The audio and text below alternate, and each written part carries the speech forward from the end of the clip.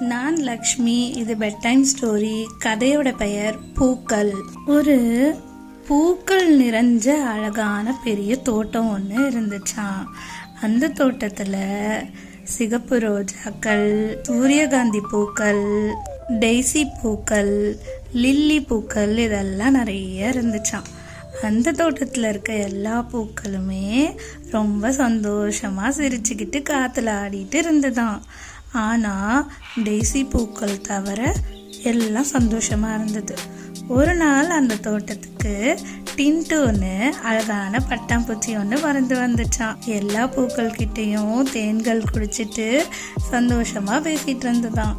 அப்போ அந்த டெய்சி பூக்கள் கிட்ட அதுக்கு தேன் கம்மியா தான் கிடைச்சுதான். அப்புறம் ரொம்ப சோகமா இருந்ததையும் பார்த்துச்சான்.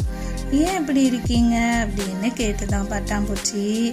அதுக்கு அந்த டெய்சி பூக்கள், நாங்க வெள்ளை கலர்ல இருக்கோம், மற்ற பூக்கள் அழகழகான வண்ணங்கள்ல இருக்கு, என்னுடைய இந்த வெள்ளை என்னை வெறுமையா காட்டுது அப்படின்னு ரொம்ப வருத்தப்பட்டு சொல்லிச்சான்.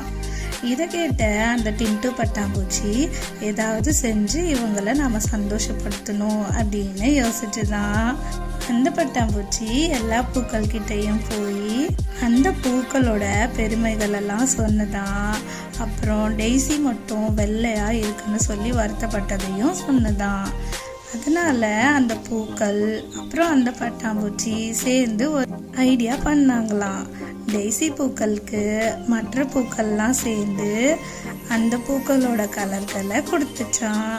அந்த டெய்சியோட பூல எல்லா இதழும் கலர் கலரா மாறிடுச்சான். இந்த டெய்சி பூக்கள் ரொம்ப சந்தோஷமாயிடுச்சு. டின்ட்டு பட்டாம்பூச்சிக்கு நன்றியும் சொல்லிச்சான். அப்புறம் மற்ற பூக்கள் போல டெய்சியும் தினமும் சந்தோஷமா காத்துல ஆடிட்டு இருந்துதான். டின்ட்டு பட்டாம்பூச்சிக்கு நிறைய தேன்களும் கொடுத்துச்சான்.